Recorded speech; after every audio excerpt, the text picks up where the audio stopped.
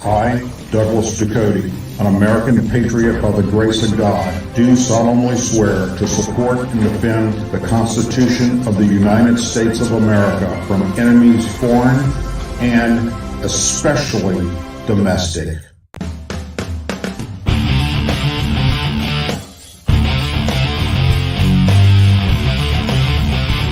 I, Douglas Ducote, an American patriot by the grace of God, do solemnly swear to support and defend the Constitution of the United States of America from enemies foreign and especially domestic. Say it with me. I pledge allegiance to the flag of the United States of America and to the republic for which it stands, one nation, under God, indivisible, with liberty and justice for all. Good evening and welcome to another edition of the Douglas Ducote Show. You had many places to be tonight, but chose to be here with me, and for that I am forever grateful. Today is a Mardi Gras, which is celebrated a lot here in South Louisiana, as well as Biloxi and Pensacola, Florida, and even places in Texas, and pretty much all through the South. I was at one of the local parades this evening and rushed home just in time to get ready to do tonight's show, and attempted to upload the video so that after tonight's show you can see it. It was going to premiere directly after tonight's show, but at the moment YouTube, for whatever reason, is acting really slowish, and a 20-minute video, it was saying 3 hours to upload. Okay, so there's something desperately wrong there on YouTube's side. So maybe you get to see it tonight after the show, maybe you won't, but once it's up there, you'll be able to check it out. Anyhow, let's get right into tonight's lead story. Russian President Vladimir Putin delivered a stark warning today that he would be suspending his nation's participation in the nuclear arms treaty. Folks, this goes right back to putting us into the Cold War again, which I've already said Joe Biden is 100% responsible for.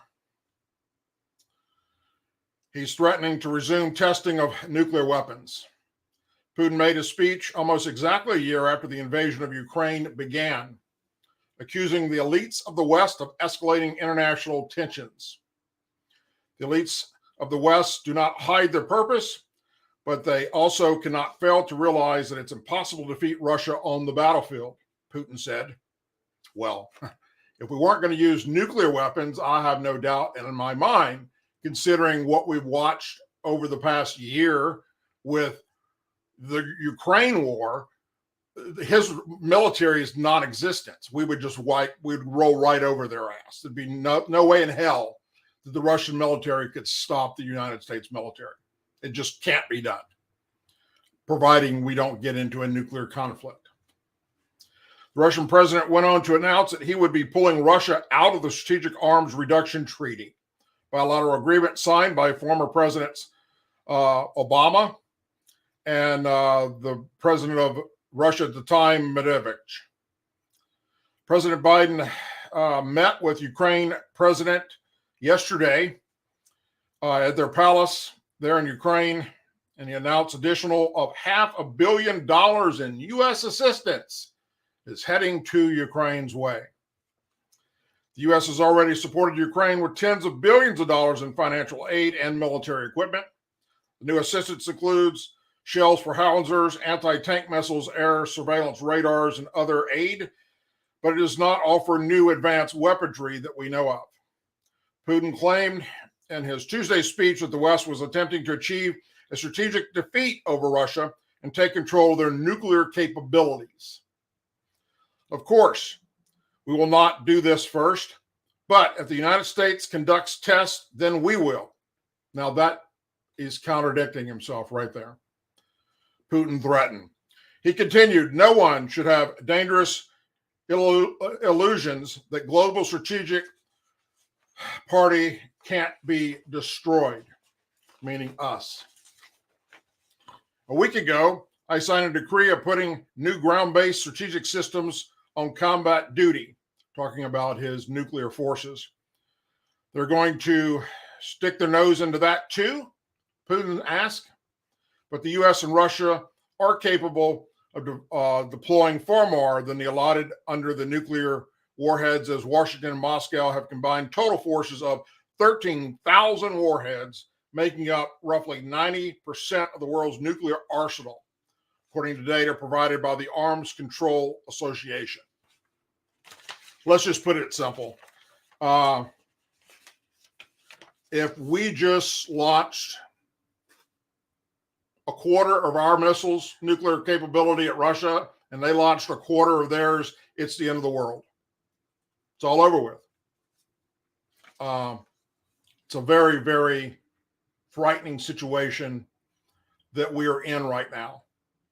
And here's what I can't wrap my head around. Where's the Democrats and liberals screaming, "Oh my God, Biden's going to get us all killed, bring us into World War III," like they did with Trump? Although Trump kept us out of a nuclear war with Russia, he kept us out of a nuclear war with North Korea, he kept us out of a nuclear war with China, but yet they kept saying all the time that he's going to get us all killed. Biden, on the other hand, is doing just that. North Korea is completely unchecked. They're launching ICBMs constantly, trying to get a delivery system to get a nuclear weapon into our West Coast. They've already said it, and we're doing nothing to stop them. We're not even negotiating with them. China is now going to beef up Russia's military and help them in aid, military aid, with their fight in Ukraine, now that we're supplying Ukraine with weapons. It's all unchecked, my friends. Iran, what the hell? Just moving forward, building their nuclear warheads, building their nuclear weapons, and planning on, their words, wiping Israel off the face of the earth. Why aren't the Democrats and liberals screaming about this? You had no reason to scream when Trump was in charge, but you tried to make it sound like he was going to get us all killed. Democrats and liberals, look around you. Pay attention to what's going on across the globe. We're about to get fucked. And not in a good way. Trust me. This is not good, my friends, where this administration is leading us. Not to mention that we're depleting our military resources and our backup supplies of ammunition and missiles and weaponry to support the Ukraine war. Billions of dollars, while we're letting immigrants just flow across the freaking border. Do you realize what we could have built along that wall, that border by now with that money? Oh my God. It wouldn't even be an issue anymore. But no, that's not it at all. And I go back to what I said before Russia invaded Ukraine. For those of you that don't remember, or those of you that are new to this show, I said it then, I say it again. How do we stop Russia from invading Ukraine? It was simple. You deploy U.S. combat forces into Ukraine to conduct military training exercises with them, because eventually we're going to bring them into NATO. And you just pencil it in as that's what we're doing there. Not to buster up against Russia, but if U.S. forces were on the ground in Ukraine, no matter what they were doing, hell, they could be painting fucking fences, code pink, for crying out loud. Russia would not have attacked Ukraine. There's not a snowball chance in hell. And many people were calling for the exact same thing I was.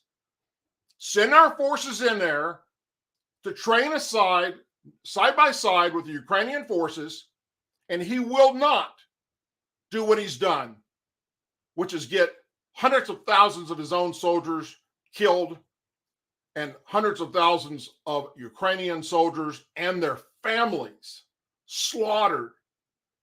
It's a freaking slaughterhouse over there.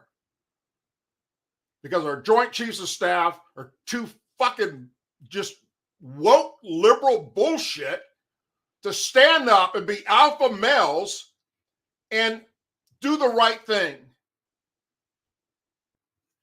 It's very disheartening as a combat veteran, and I know it is from other combat veterans too, but as I hear from you all the time in text messages and emails on different social media platforms going, Doug, what the fuck's going on up in Washington, D.C.? What are these Joint Chiefs of Staff doing? What is our Commander-in-Chief? What is happening? I see the same thing you see. It's frustrating. And we're back to where we were when I went in the military, the Cold War. Worried about a nuclear conflict. My God, Reagan got us out of that. And this son of a bitch, in less than 2 years, has put us right back in it. And the liberals and Democrats are just happy and fucking laughing, and they think it's all a conspiracy theory, and y'all don't know what the hell you're talking about. Every conspiracy theory that we've said, that you called us conspiracy theory, guess what? It's come true. We're running out of shit to call conspiracy theories. But those of you that never served in the military or don't know shit about combat operations, shut the fuck up, because we don't need to hear you run your mouth on social media about what you don't know anything about. It's a sad, bad, dangerous situation we're in right now. Literally. We are close to Armageddon and a nuclear freaking war and destroying all mankind. And that happened in just a matter of one man getting elected into office. And he fucked over our military forces and our country. I get off of that bandwagon for now, but it just pisses me off every moment I see more and more of this shit that's going on with Russia and this fucking senile president.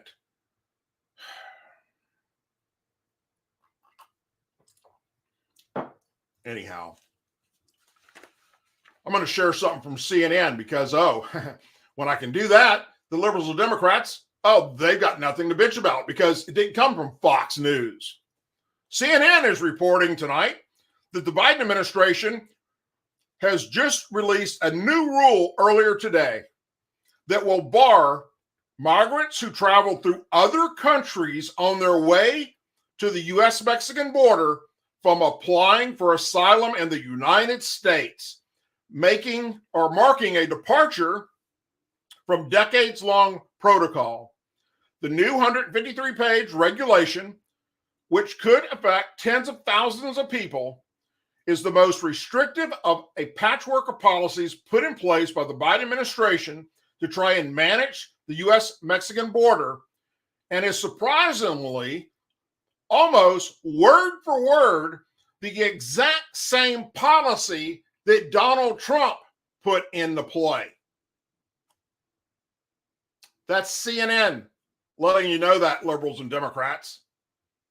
The rule would presume asylum or ineligible and encourage migrants themselves that are being lawful to safe and orderly pathways into the United States, or otherwise to seek asylum or other protections in countries through which they've already traveled through, thereby reducing reliance on human smuggling networks that exploit migrants for financial gain, according to the text of the regulation. While there are some exceptions, the rule would generally apply to migrants who unlawfully cross the U.S.-Mexican border. It doesn't apply to unaccompanied migrant children, nor did it under the Trump policy, although that's not what the liberals and Democrats are trying to make you believe. To be clear, this was not our first preference or even our second, an administration official told reporters, adding that it's on Congress to pass the policy now. Of course, it's not what you wanted. These temporary measures are being taken out of necessity. We've been telling you all that since you took office. The border's unsecure. Border Patrol's been screaming their ass off, fucking help us. We need help down here. And you son of a bitches are turning a blind eye and saying, oh, there's nothing wrong down there. Oh, the border's fine. It's all secure. Administration officials today rejected the comparison of the Trump administration. Of course they did, saying that it's not a category ban on asylum and emphasized efforts to expand access. Well, guess what? Trump's ban was not a total one either, as the administration claims that it was. Trump's policy said there is a way to come to America and seek asylum. Use it. Don't do it illegally. Don't take a chance of endangering yourself or your family members by crossing the fucking Rio Grande or a fucking desert, for crying out loud, or paying a cartel to do it for you to get you over here. Just go to the freaking entry points and apply for asylum. That's all you got to do. So who doesn't do that? The kind of people we don't want over here. Like terrorists that can't get any other way, drug smugglers, human traffickers. The proposed rule will be posted in the Federal Registry for a 30-day public comment period and likely take effect this coming May, when a pandemic-era border restrictions known as Title 42 are set to expire. So basically, what we've been saying all along to this administration, those in law enforcement and the Border Patrol, they have finally saw the light that's shining bright on their ass. It's about to be a catastrophe where the Border Patrol agents and local law enforcement along the border just go, fuck it, and quit. And then it will become a free-for-all under this current administration. So that's why they're now doing what they're doing. In the meantime, we've allowed over 1 million getaways because we've caught 2 million. The rule is also expected to last for 2 years. The Biden policy, like the Trump era one, has generated wide condemning from Democrat lawmakers and immigrant advocates. Go figure. In a private meeting with Homeland Security Secretary Alejandro Mayorkas last week, that dumb son of a bitch, Democrat Hispanic senators expressed their ongoing concerns about the rule and oppose it. Members of the Congressional Hispanic Caucus had previously voiced frustration with the administration when the rule was initially announced, describing being blindsided by new border policies and the lack of engagement. Why don't y'all freaking take your sorry asses down there and go for a ride along with the Border Patrol and let them show you firsthand what's happening? Because here's how you fix this problem. Sadly, and I don't wish this on no one, but when the drug smuggling and the human sex trafficking and the MS-13 gang members start affecting your families, and your families start adding to the names of the angel families, guess what? You will think different and want to secure that fucking border. But until then, you're going to be this little whiny ass liberal pansy pussy that's just going to scream bullshit that absolutely makes no sense. Because you don't have what it takes to go down there and let the Border Patrol show you. Kamala Harris, who was put in charge of that border on day one to figure it out, still hasn't gone down there and met with Border Patrol. And Joe Biden just did it a few weeks ago for the very first time, which is finally why this policy is coming out. When they didn't hold back and they said, listen, don't listen to your Homeland Security, that piece of shit. He knows absolutely nothing, and he's a lying sack of shit. That's what they told Joe Biden to his face. I know that personally. Mayorkas walked Latino senators through the regulation, according to the source, but it didn't appear to ease concerns. Immigrant advocates also criticized the asylum rule on Tuesday, arguing it violates President Joe Biden's pledge to restore asylum. This is what we think of your asylum. This is America. We care about America first. We welcome everyone from anywhere on planet Earth to come here if you're in danger or you want to become an American citizen. We welcome you here with open arms, but do it the right way. If you're not coming through the right way, we expect that you're doing it for reasons that, oh, you can't get in the right way because of your background or your criminal background.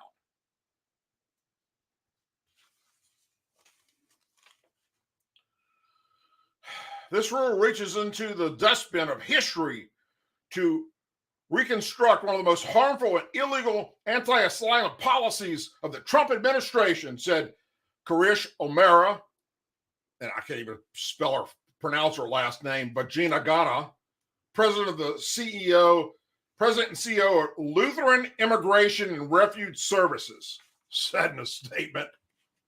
Good gosh.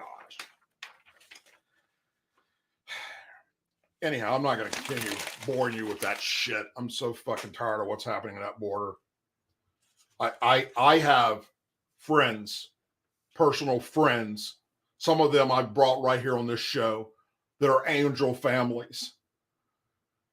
And that's families who lost their loved one to an illegal alien who killed them. And they are in a pain that I can't even begin to comprehend, much less describe to you, watching what this administration has been doing.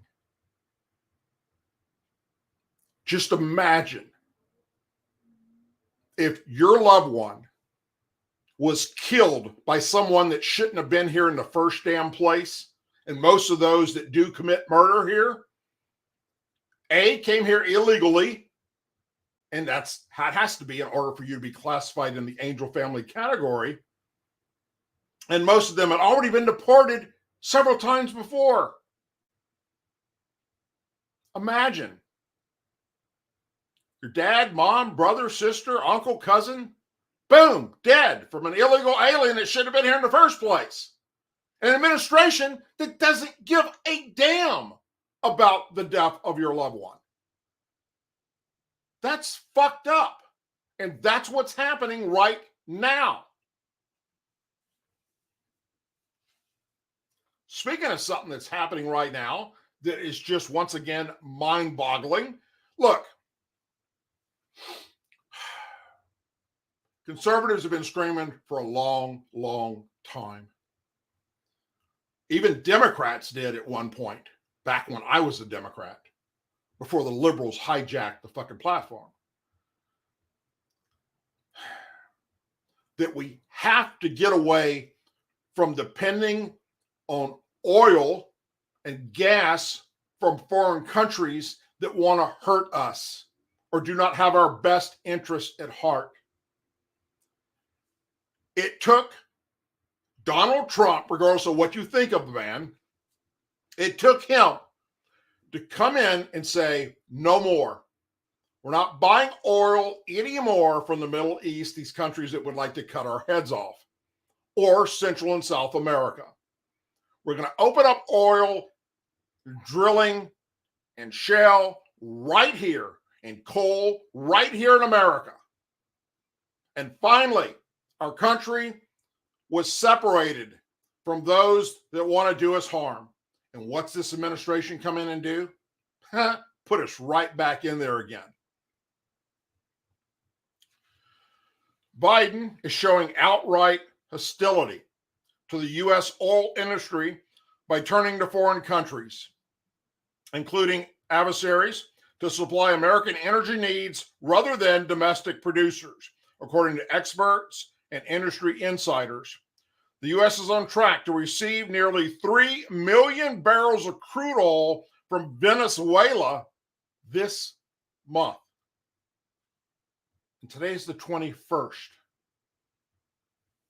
And that was reported on Reuters today. That's because oil producer Chevron is shipping more than 100,000 barrels per day of Venezuelan crude to the U.S. under a license from the Treasury Department. Last year, the Biden administration authorized Chevron to expand production in Venezuela and to resume exports of Venezuelan oil. Venezuela, an OPEC member, has been under U.S. sanctions with its oil frozen for the past several years due to international outcry over the conduct of Venezuela's socialist communist government. Experts were quick to note that the U.S. turned outward to Venezuela, a country hostile to the U.S., rather than inward to domestic energy producers. It's really sad to see the way President Biden treats our domestic oil industry while asking countries like Venezuela and Saudi Arabia to produce more oil. Robert Reber, a chemical engineer with decades of experience in the energy industry, told Fox News Digital yesterday, "I've never understood this outright hostility to an industry that is critically important for U.S. manufacturing, transportation, and national security. Instead of working with the oil industry, President Biden approaches them with outright hostility, making demands upon them and criticizing them for making a profit." The surge in Venezuelan oil to the U.S. appears to be part of a White House strategy months in the making. Earlier last year, American officials went to Venezuela, and I reported on that when they did, a Russian ally and longtime U.S. foe, to open a dialogue with President Nicolas Maduro about easing sanctions so the country can sell its oil on the international market to combat rising prices aimed at the Russian war in Ukraine. Isn't that special? A communist country, a socialist country. Over the course of the year, the Biden administration offered Venezuela sanctions relief and ended up easing certain sanctions related to oil, giving Chevron a green light to import Venezuelan crude.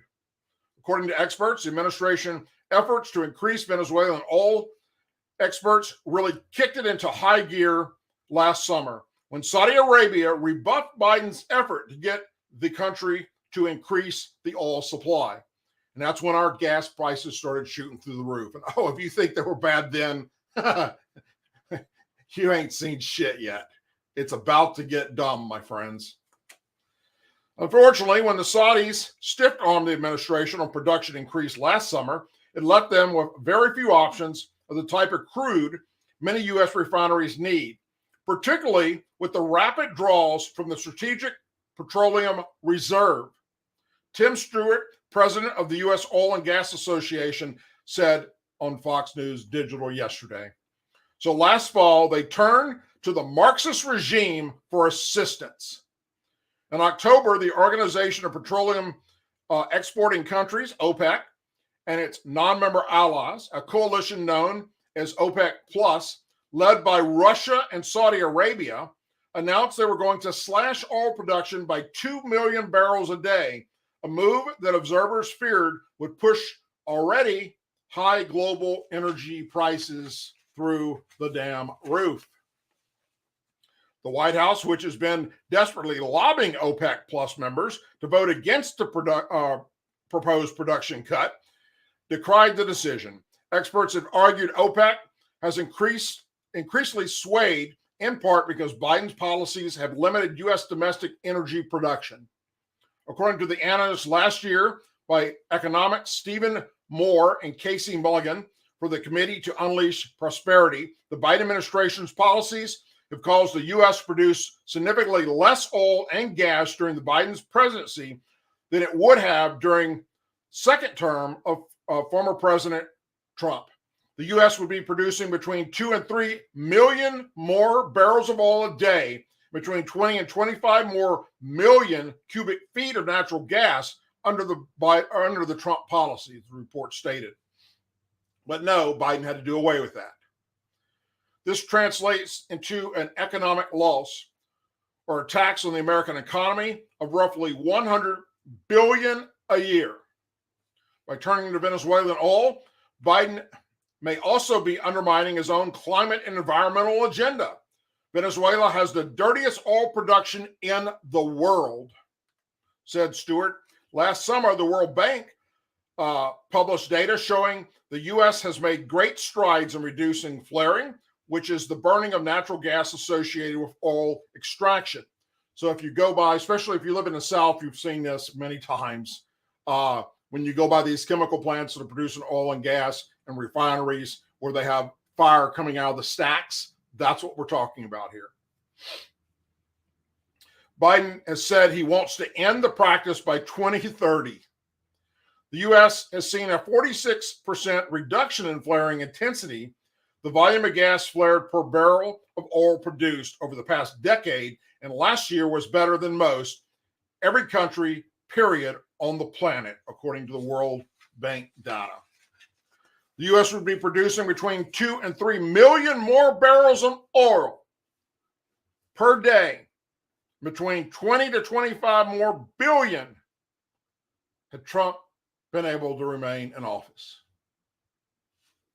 This translates into an economic loss or a tax on the American economy of roughly $100 billion a year. You know, right in front of our face. Right in front of our face. He's destroying this country.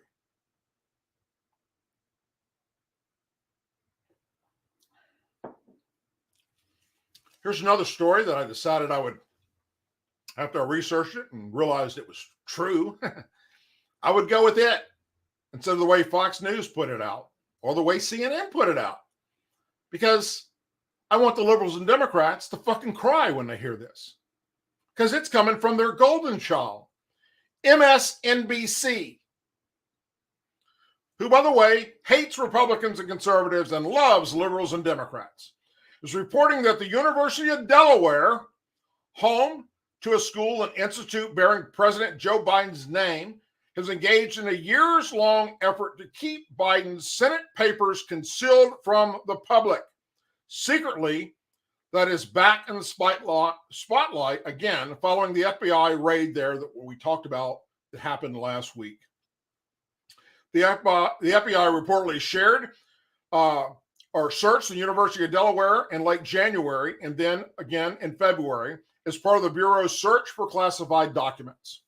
The FBI reportedly removed multiple boxes from the university, although sources said the documents did not have classified markings on them that they were aware of. The FBI and Department of Justice also reportedly interviewed a university architect or archivist who handled the Biden papers. The Biden School of Public Policy and Administration at the University of Delaware and the Biden Institution of both are located at the school, and thousands of Biden's Senate records are housed in the school's library. Congressional Republicans and watchdog groups have sought access to those papers for years, but to no avail. Biden's personal attorneys have said discovery classified documents that were back in November at the Penn Biden Center in Washington, D.C., more classified documents were then found in Biden's homes and in his garage. And it was later reported by the Department of Justice and the FBI that, yes, they had recovered a whole bunch of classified documents that Biden had taken when he was vice president and when he was a member of Congress. So why is the University of Delaware refusing to turn over and let the American people know what's there? White House Press Secretary Karine Jean-Pierre, that dumb bitch, was repeatedly asked Thursday about the FBI search of the University of Delaware, and she repeatedly dodged the question. I'm going to stay from here, as I have been from the past couple of weeks. We're going to continue to be prudent. I will not give any comments about this ongoing investigation. I would refer you to the Department of Justice, she said. House Republicans told the Washington Examiner in January that an immediate FBI search was warranted of the University of Delaware. Watch groups also said Biden's papers at the school should be searched by the FBI. University of Delaware Library website says Biden donated his Senate papers to the school pursuant to an agreement that prohibits the university from providing public access to those papers until they have been properly processed and archived. And that until the archive process is complete and the collection is open to the public, access is only available with President Biden's express consent. Bullshit. And if you believe that, I got some land to sell you in South Louisiana. Oh, have a boat with you because the water rises. The library says more than 1,850 boxes of archived records from Biden's time in the Senate arrived in June of 2012, and that those records will be available sooner than later, 2 years after the donor retires from public life, meaning at the earliest 2026. Guess what? The FBI can go in there tomorrow, and it doesn't matter what your president of your university says. It doesn't matter. But they probably won't.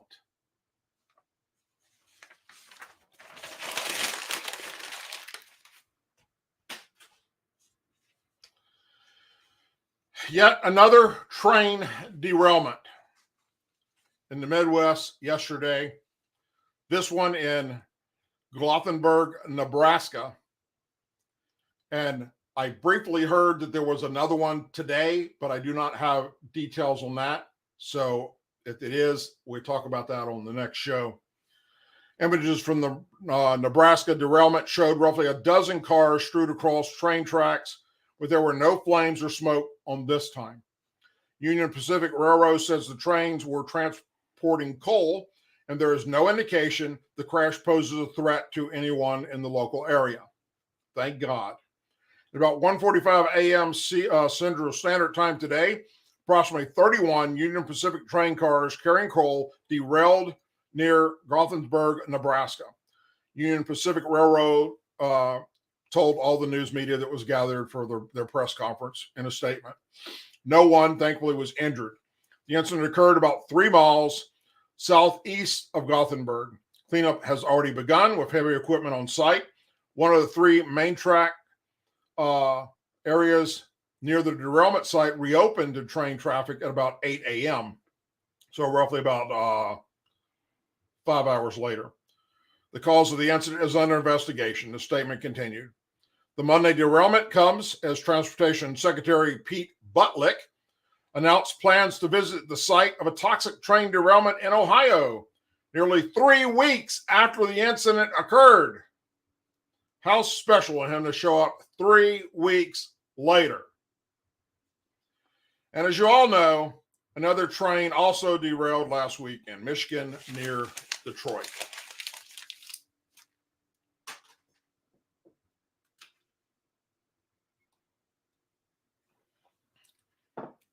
A new study by Lawn Starter, Lawnstarter, has shown that the top 5 dirtiest cities in America, I'll repeat that, the top 5 dirtiest cities in America are run by Democrat mayors. Now, that's not shocking to those of you who watch my show. Among 152 of the biggest cities across the United States, Houston, Texas won the #1 spot for the dirtiest city, followed by Newark, New Jersey, San Bernardino, California, Detroit, and Jersey City, New Jersey, according to the study. Lawnstar measures each city across 4 categories. Pollution, which measures things like air quality and greenhouse gas emissions. Living conditions, like the percentage of homes containing mold or rats. Infrastructure, which measures waste output and regulations. And consumer satisfaction, or the percentage of residents who find the city dirty. Houston, which is run by Democrat Mayor Sylvester Turner, ranked #1 in overall score of the dirtiest city in America. So congratulations, Mayor, for having the dirtiest city in America. And I know, because I travel through Houston often, that, yeah, it's pretty fucked up. It ranked 3rd in the nation on pollution, 4th on poor living conditions, 12th on infrastructure, and 34th on consumer satisfaction. Houston also ranks third worst in greenhouse gas emissions because of the large industrial facilities and has the biggest cockroach problem, the study says, citing data from the U.S. Census Bureau. I guess the U.S. Census Bureau is monitoring cockroaches. That's pretty damn funny. Newark, which is run by Democrat Mayor Rosh Baraka, I'm going to assume he's from sand country, came in second place for dirtiest city, earning the number 3 spot for worst consumer satisfaction, the number 5 for poor living conditions. San Bernardino, which is run by Democrat Party endorsed Mayor Helen Tran, earned the number 1 spot for worst pollution and worst consumer satisfaction. Call 1-800-U-Haul and get the fuck out of there. Detroit, run by Democrat Mayor Mike Duggan, ranked number 4 for worst customer satisfaction and number 9 for pollution. Jersey City, run by Democrat Mayor Stephen Fulop, F-U-L-O-P, ranked number 2 for poor living conditions and number 15 for consumer satisfaction. The cleanest city in the country, by contrast, guess where that is? Virginia Beach, ranked number 149 on pollution and number 132 on consumer satisfaction, according to the study. The mayor of Virginia Beach is Robert Dyer, D-Y-E-R. He is a Republican. For the second conservative year, Virginia Beach, Virginia outshines all the other cities in our rankings, the study says. So congratulations to all you who live in a place that looks like a third world country. Couldn't make this shit up if you tried. Some of it's funny, but it's sad at the same damn time.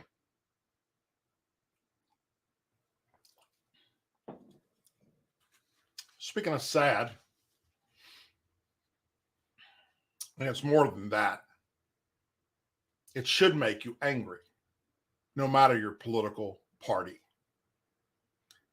If you're a human and you're breathing oxygen, this should piss you off. A Pennsylvania English teacher said he included close-up photographs of penises and vulvas, as well as a video of a woman ejaculating in an optional sexuality class, according to an interview. The school told Fox News Digital they're standing by him. His name is Al, A-L, last name Vernaccio, V-E-R-N-A-C-C-H-I-O. He's an English teacher at Friends Central School, a private school in Waynewood. He also is involved in sexuality curriculum, which expunds from children nursery through 12th grade, according to his website. He has also mentioned this fact on at least one other occasion. After publication of the article, the school reached out and stated there was no sexual education curriculum prior to 4th grade. In his work as sexuality educational coordinator, he teaches classes, organizes sexual themed programs and assemblies, and is one of the faculty's advisor for the Gender and Sexual Orientation Alliance. In an unearthed 2011 interview he gave the New York Times Magazine, he described his graphic lessons plan, which he says has raised concerns outside the school, and he admits it. The teacher said his goal is to desensitize children to images of genitalia. The Times reported the lesson that tend to raise eyebrows outside of the school, according to him, are medical research videos he shows women who are ejaculating. Students are allowed to excuse themselves if they prefer not to watch. And a couple of dozen up-close photographs of women's vaginas and men's penises. The photos, he said, are intended to show the changes and the broad range of what's out there.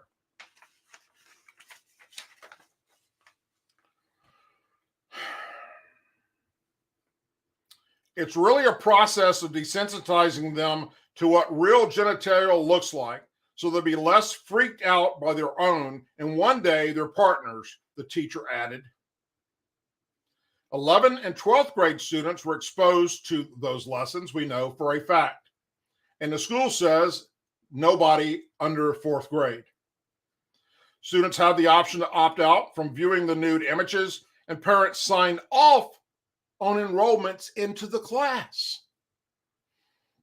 What if they knew what was going to be in the class? The school said they stood firmly by their educator. He's a renowned and highly respected educator.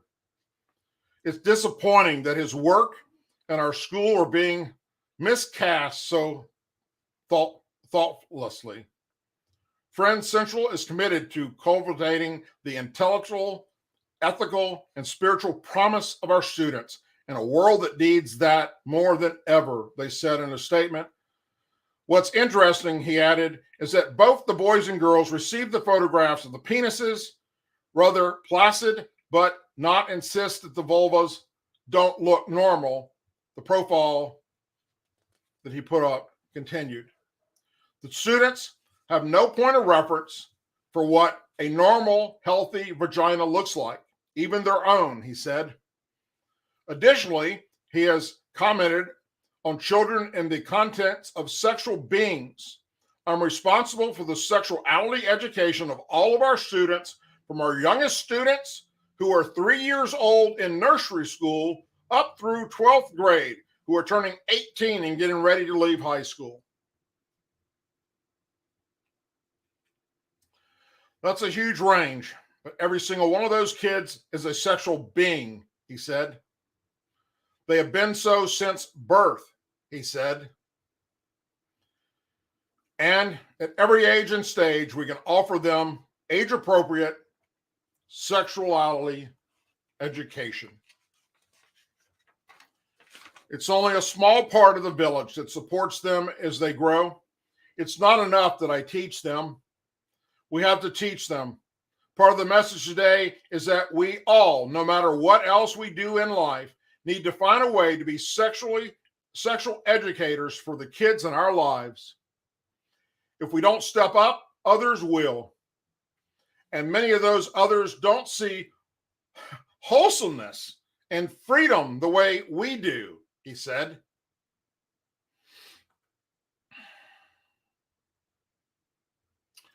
If this guy was sitting here next to me right now, you would witness me going to jail tonight. Willingly. One of the things we can celebrate today is how young people have so many more options to consider, and simply whether they feel like a boy or a girl, or whether they identify as gay, straight, or bisexual. Our understanding of both genders and orientation have greatly expanded in our culture, and there's an ever-increasing list of labels one can use to describe oneself, he added. What it's also brought about is gender latitude and experimenting with different identities. It's not uncommon today for young people to try out different labels and different pronouns in different relationships and search for their truth, he said.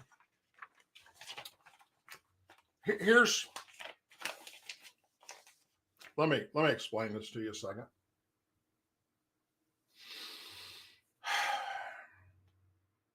Take anyone, me, you, or this freak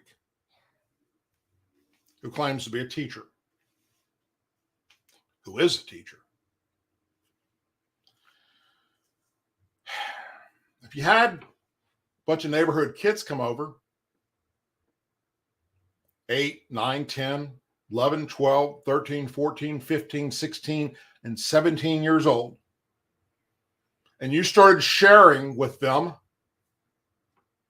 pictures of men's genitalia and women's genitalia, and showing them videos of adults ejaculating, Not only would you go to prison, but you'd be registered as a sex offender for the remainder of your life. But this fuck is able to do it under the guise of education in our school system to children. What is wrong with that?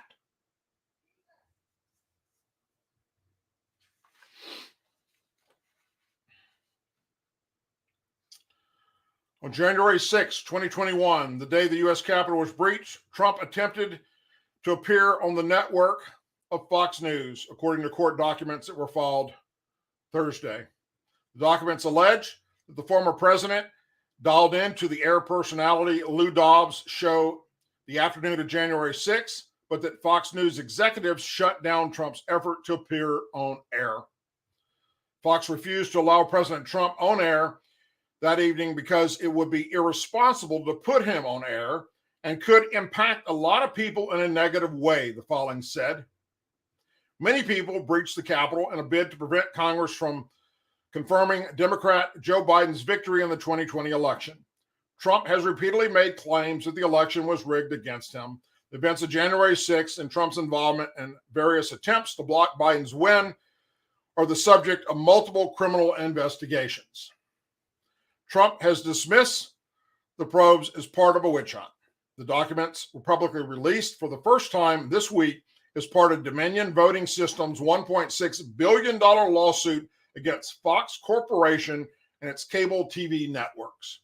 Dominion brought the defamation lawsuit against Fox and its cable networks, Fox News and Fox Business, arguing the networks and its anchors made false claims that the company's voting machines rigged the results of the 2020 election. The suit is pending at the Delaware Supreme Court. Dominion, Fox Corp, and Fox News filed their motions of summary judgment yesterday, which unveiled evidence from months of discovery and depositions that have been private until this point.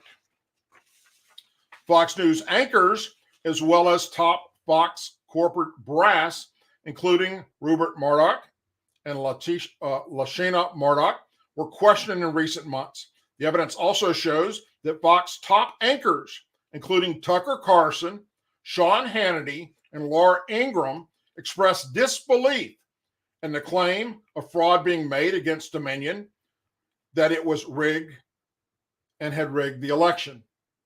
The anchors in particular doubted fraud claims by pro-Trump attorney Sidney Powell and Trump attorney Rudy Giuliani. Ingraham said in a text message to Tucker Carlson, "Sidney is a complete nut. No one will work with her. Ditto with Rudy."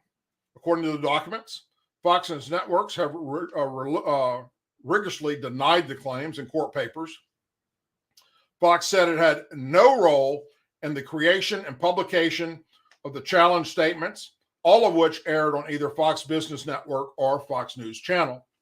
Meanwhile, Fox News reiterated in court papers that it fulfilled its commitment to inform fully and commented fairly on the claims that Dominion rigged the election against Trump. There will be a lot of noise and confusion generated by Dominion and their private equity owners, but the core of this case remains about freedom of the press and freedom of speech, which are fundamental rights afforded by the Constitution and protected by New York Times versus Sullivan, Fox said in a release statement. Dominion said in court papers that Fox and its host felt pressured from the audience backlash on the 2020 election night when it called the state of Arizona for Joe Biden. That pressure was evident in text messages between Fox top personalities in the weeks following the election, which continued through January 6th. The night before January 6th, Rupert Murdoch told Fox News CEO Susan Scott, "It's been suggested our prime time there should independently or together say something like the election is over and Joe Biden won," according to court papers. But saying so would go a long way to stop the Trump myth that the election was stolen, he added. On the evening of January 6th, Tucker Carlson texted his producer, calling Trump a demonic force, a destroyer. But he's not going to destroy us, court papers show. The lawsuit has been closely followed by First Amendment watchdogs and experts, given libel lawsuits are often centered around one falsehood. But in this case, Dominion cites a long list of examples of Fox TV hosts making false claims even after they were proven to be untrue. Media companies are often broadly protected by the First Amendment. The trial is slated to begin in mid-April of 2023.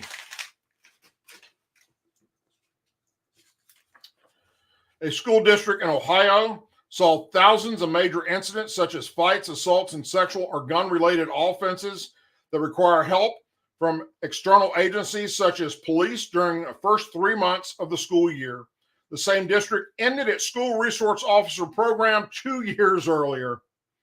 Columbus City Schools, which is the state's largest with approximately 47,000 students, logged 3,389 fights and threats, including 1,128 physical assaults, 188 sexual misconduct incidences, 163 occurrences of vandalism from August 29th to November 30th, according to public records obtained by the Columbus Dispatch.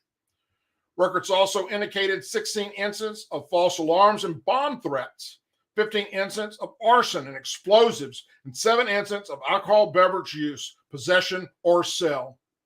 Spokesperson for the Columbus City Schools explained to the outlet that the numbers could be screwed by the fact that one fight could be logged multiple times in the district system during the disciplinary process. Get the hell out of here.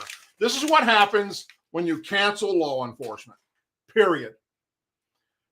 You start defunding them, you kick them out of your schools, and now the kids are going to a freaking combat zone. They should get combat pay and freaking combat patches, just like the military, if they're surviving in that kind of theater of operations. It's bullshit. Anyhow, folks, you have many places to be tonight. You chose to be here with me, and for that, I am forever grateful. Again, I'm going to attempt to get the Mardi Gras video up right after this show and premiere it tonight, so be looking for it. But as I said in the beginning of the show, as I was getting ready to come on the air, YouTube was doing something squirrely with all their stuff, and it was backlogging it for hours. So I do not know if it's going to get up tonight or it'll be sometime tomorrow. If you haven't already done so, please like and subscribe to this channel. Also, go check out DouglasDucote.com. In the description of this video and all my shows, you can see the different places you can follow me on social media outlets across the nation. As always, please say a prayer for our men and women serving in the United States military, our veterans, our law enforcement officers, our first responders and their families, our angel families, our blue and gold star families, and our country. May God bless the United States of America. Happy Mardi Gras, everyone. And I'll see you again Thursday night right here at 8 p.m. Central Time for another Douglas Ducote show. God bless.